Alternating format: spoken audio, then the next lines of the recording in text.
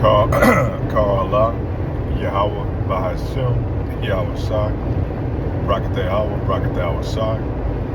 I'd like to give double honors to the elders, apostles, great millstone that teaches truth, 100% truth. Do it quick, in transit. Basically talking on the topics dealing with, like I said, we're at the beginning stages of our Passover. And I was watching where they was talking about one of the groups that was having a Passover. And with the Passover, you know, you're supposed to have your lamb, your unleavened bread, vehicle on shoulder ahead, and your bitter herbs. And one of these leaders that was conducting the Passover, you know, he had an issue with the bitter herbs. I think it was like horseradish sauce. So he said, I can't do that, you know, I substitute that with lettuce. We know horseradish sauce is very bitter. You know, it kind of gives you that tingle in the back of your mouth when you eat it. But anybody that know you eat lettuce is not really bitter, you know. But it is kind of, that's kind of a metaphor for, you know, a lot of Jakes that are in this truth. Jake as a whole, period. We don't like the sour part. We don't like things that are not sweet. We've been raised up in a society of convenience that caters to your needs. You know, that Jake don't like to go through a struggle or make sacrifices. And part of our sacrifice we're doing as truth is giving up ourselves to Yahweh Bashim, Yahweh Shai.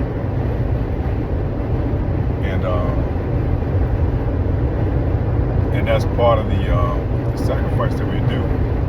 A lot of us have given up good jobs. Some of us have sacrificed families. You know, when I say sacrifice, I mean giving up families. You know, that keep you out of this truth. You know, we made a lot of different sacrifices, man. That's part of the bitter part of this truth, man. You're gonna lose friends. You may lose jobs. Certain jobs you probably could have had. But we do it for the sake of Yahweh Bashim, Yahweh Shai, this truth, man. Because we want to see our Lord make his glorious return, man. That we be delivered out of the destruction that's yet to come. He made a sacrifice to us. So what is it for us to make these little sacrifices for him? You know?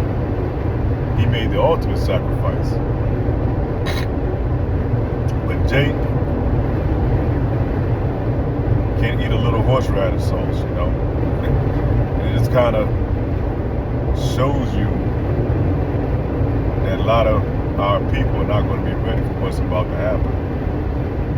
Because once all hell break loose, and once, as it's been prophecy, as the Lord said was going to happen, shit's going to break loose, man. It's going to get ugly out here.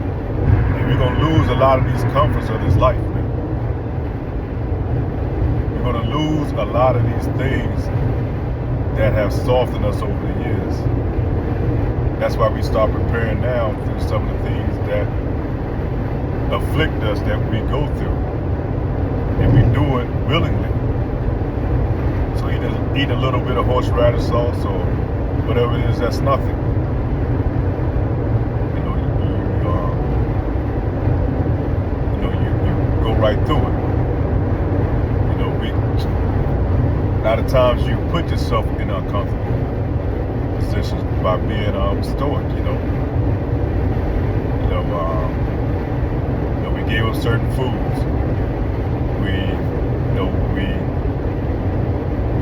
don't participate in a lot of things that we've done in the past, you know, like hanging out at bars, and clubs, and dealing with certain people, you know. And if we had everything sweet, it destroys. And anybody that knows anything about detoxing, which I'm going through detox now, but our bodies, has parasites in it. And in order to eliminate the parasites, you have to eat bitter herbs. I think one of them was like wormwood. Anybody ever did a wormwood tea?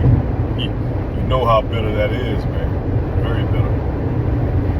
You can make different tinctures, with I think it's rosemary. Very bitter. A lot of your healing medicines and herbs are very bitter. And one thing about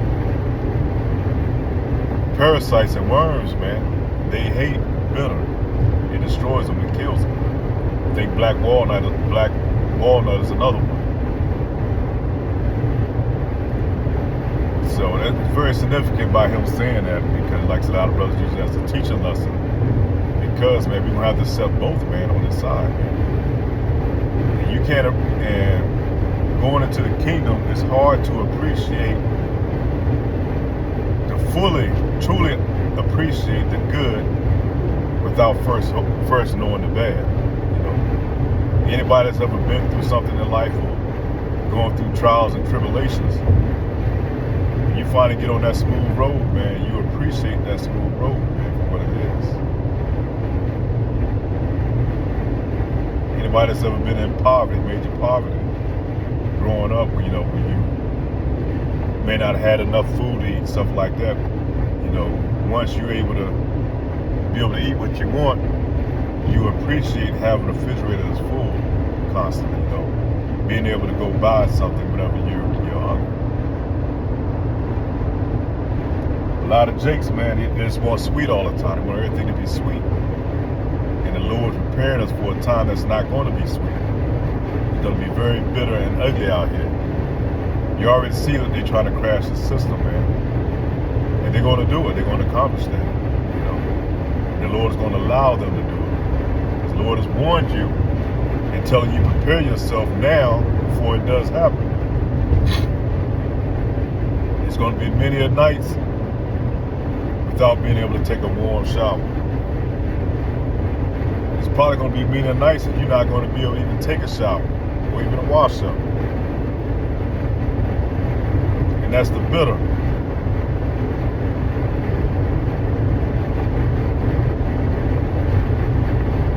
Sometimes we have to put ourselves in uncomfortable positions to appreciate the good, man.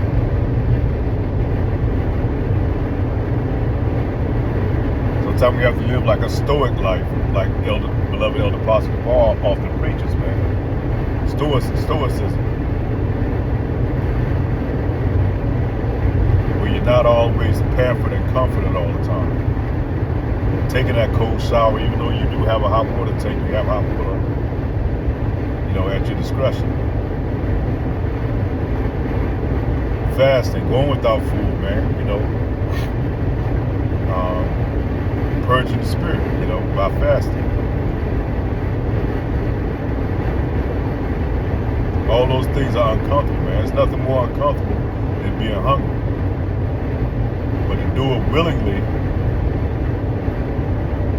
or eating those bitters willingly, that shows the Lord, man, that you're willing to give up something for him, man.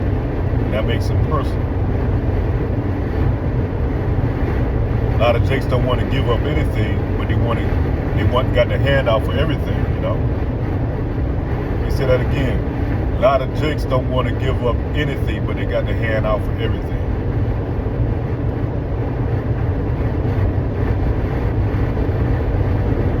That's why a lot of jakes that know the Israelites, man, they're going to falter in this truth. They think everything's going to be sweet all the time, and that's far from the truth, man. When you come into this truth, man, you're going to be plagued by all type of things, man. All type of things. Your family going to turn against you. Like I said, you may lose your job. Your money, finances might not be the same. Body going to be attacked by all type of infirmities and things that's going to come against you. But that's the trial period, man. That's testing you. And believe me, I've been getting my ass kicked, man. I got my ass kicked. But I appreciate it because it shows I'm not that bastard child, man. I have a father that's, just trying to keep me steered right. Don't get me wrong, man. When I was a kid, when I was a child, I was a little hard-headed ass bastard, man. Don't get me wrong. I was a hard-headed ass kid. A lot of times I didn't believe shit stink until I got my ass tore up. And that's out of chastisement, man, of the Lord, man. And I count myself blessed to be chastised by the Lord. Because with this chastisement comes mercy. You ain't gonna get no mercy from Esau Edom, man, once he turned loose. He shows you no mercy now. So once the Lord unleashed this beast on you, man, this devil ain't gonna show you no mercy. That's why we need that covering, that protection of our Lord.